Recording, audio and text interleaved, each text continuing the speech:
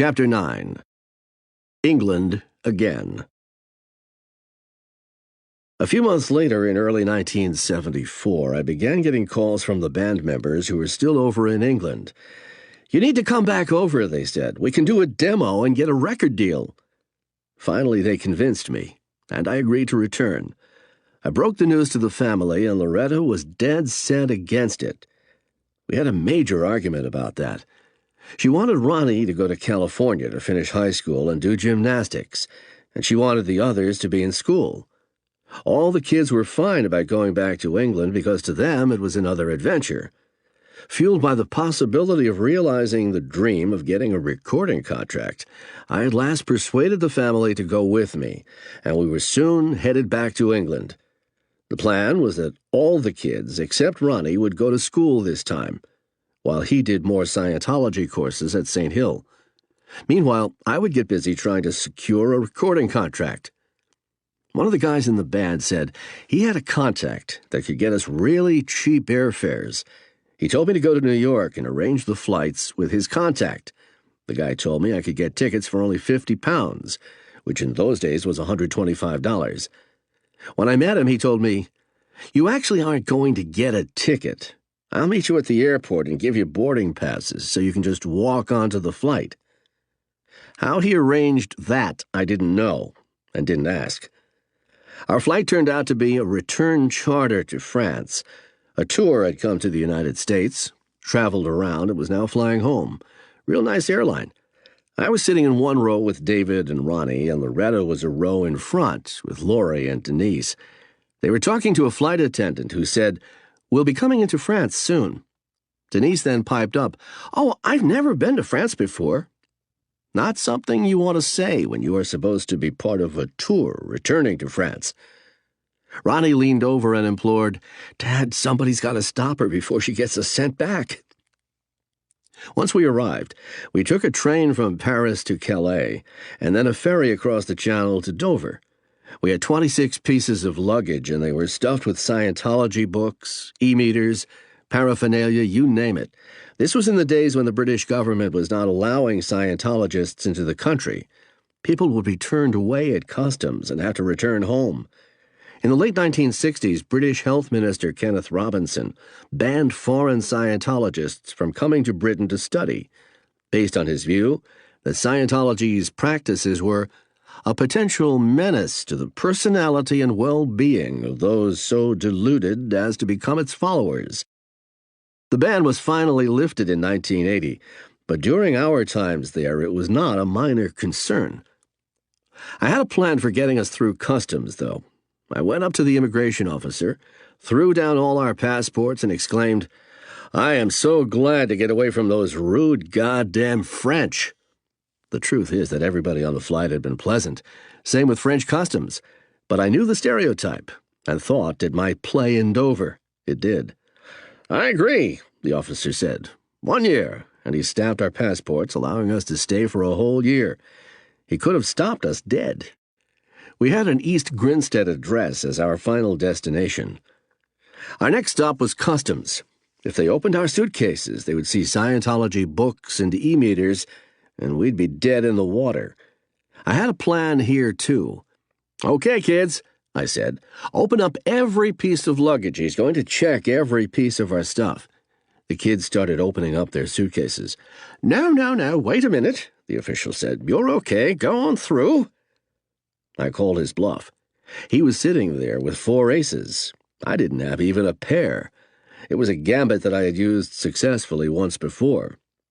In 1971, on my first trip to England, I was reading Hubbard's book, Scientology 880, on the plane.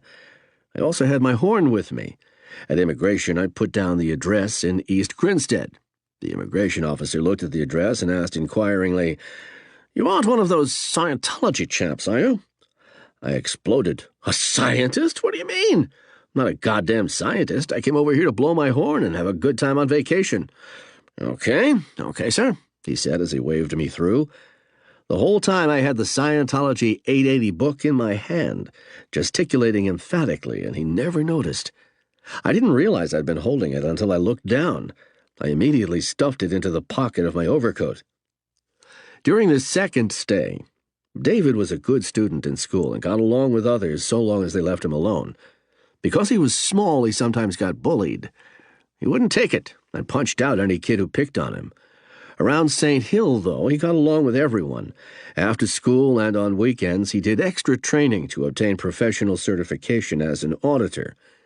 In his book, Going Clear, Scientology, Hollywood, and the Prison of Belief, Lawrence Wright claims that the family and I left David at St. Hill while we returned to the United States. This never occurred.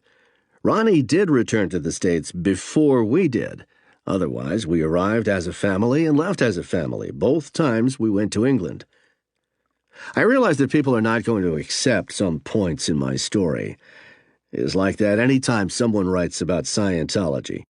If there are mistakes in here, they are unintentional. I am trying to tell the story as it actually was, and I want it to be as even-handed and as fair as possible. I am not writing this out of vindictiveness or hate, but only to shed light on my son, his character as it transformed over the years, and his behavior today as the leader of Scientology. After someone completes training to become an auditor, they do an internship to get practical experience before the organization will certify them as fully qualified. While on his internship, David produced a higher number of well-done auditing sessions than any of the other interns for 3 weeks in a row, and was acknowledged for that with an award, an autographed photo of Hubbard that had been laminated to a wooden plaque. For this trip, we rented a house from Quentin McDougall, a longtime Scientologist and scion of the family known for McDougall's flour, which was as much a household name in England as Pillsbury was in the United States. He took to us, and we took to him. Quentin was in his 30s when we knew him, but he, David, and Ronnie got along famously. They used to play a game in the driveway with tennis balls and a garbage can lid. Quentin would stand in front of a big wall by the garage, and Ronnie and David would try to hit him with tennis balls. Quentin used the lid to fend off their shots, but occasionally they would fake a throw a couple times and then nail him good. Then either Ronnie or David held the lid and was the target, and the others threw the balls at him. Quentin had never been part of a family that was kind of rowdy, and he really enjoyed it. We borrowed money from him to pay for the studio time to record our demos. People borrowed from Quentin all the time. He was a mark for anybody needing money. When I paid him back, he told me it was the first time anyone had actually repaid a loan. We made 3 demos, and I began shopping them around London. I had a suit custom made for me, so I looked the part. Heather green Eisenhower-style jacket, white turtleneck sweater, bell-bottoms, and yellow fry boots. This was the 70s, after all. When I went to record companies, I had a certain way of behaving. I simply assumed the characteristics of someone who already was a successful recording artist, even though all I had with me were the 3 demos. I would walk into an office and say to the secretary, "Hey, how you doing? By the way, what's your A&R guy's name?" A&R stands for Artist and Repertoire, the record company division that hires new talent. "Oh, right, Tim. Is Tim in? Give him a buzz and tell him Ron Savage is here with some of the latest stuff I've recorded. If he wants to listen to it, I can come up now and play it for him. Otherwise, I have other people to see." The usual response was, "Okay, he'll see you right now." "Hi, Tim. How you doing? Ron Savage. I'm sure you remember." That's how I got in front of people. I just acted like I was a recording artist. I smoked Havana cigars with the head of A&R at United Artists. I was on a first-name basis with the A&R people at Purple Records, Chappelle Publishing, everybody. They all knew me. They assumed that I was a guy who had been around a while and had some new stuff to play. This is something else I learned in Scientology. You assume something to be so, and it will come true, if you assume it thoroughly enough. I played the role to the hilt. I always talked to the guards at the gate.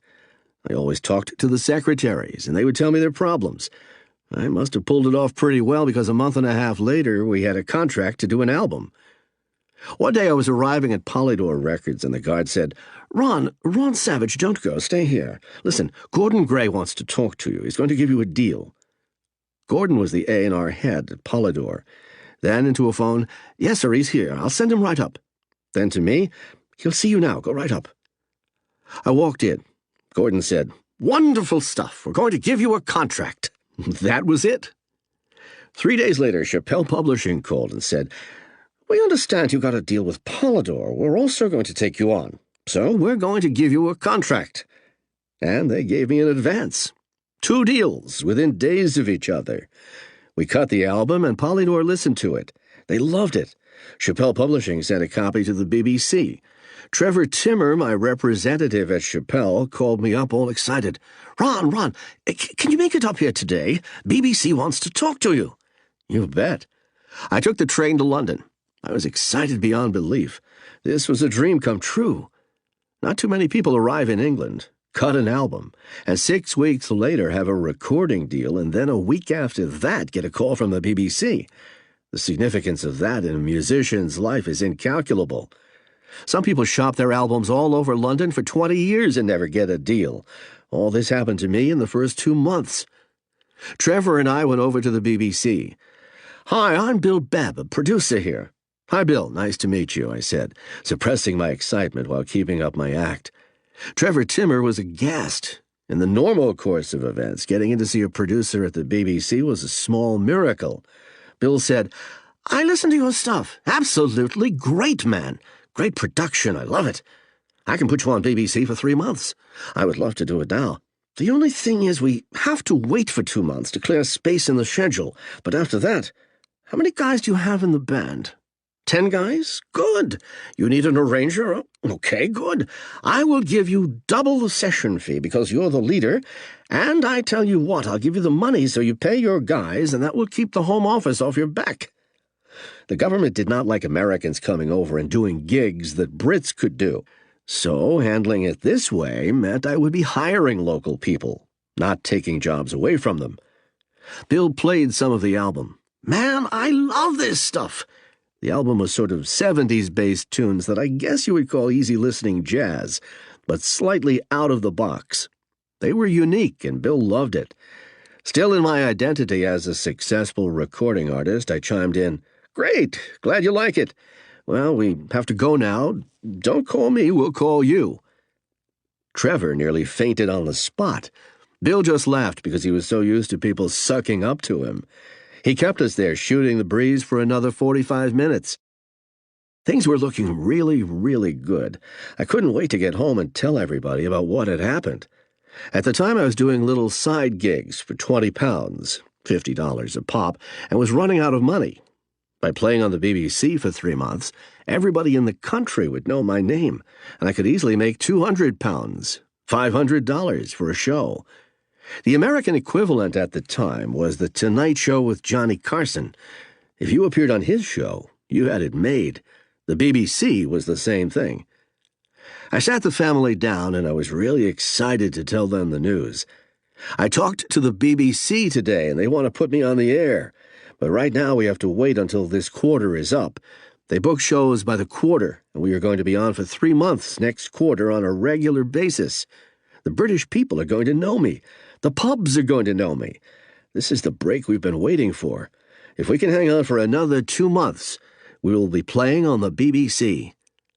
Loretta was the first one to answer. "I want to go home," she whined. I turned to the kids. "What about you guys?" "We want to go home, Dad." Jesus Christ, I was speechless. I couldn't imagine this was happening. None of them would back me up on it. To be honest, I was devastated. I couldn't see myself sending them back to Philadelphia to fend for themselves. It was crushing for me. The BBC is not a 25-watt underground station. They were going to pay for a 10-member band. They were going to pay for an arranger. They were going to give me a leader's fee, and they were going to give me the money to pay the band. From Loretta's perspective, and perhaps the kids as well, going home was an opportunity to have the stable family life she desired for so long. She had done an advanced auditing training course at St. Hill and wanted me to do the same. Her dream was for the family to open a Scientology mission back in New Jersey. We would have run the center as a family and been together most of the time.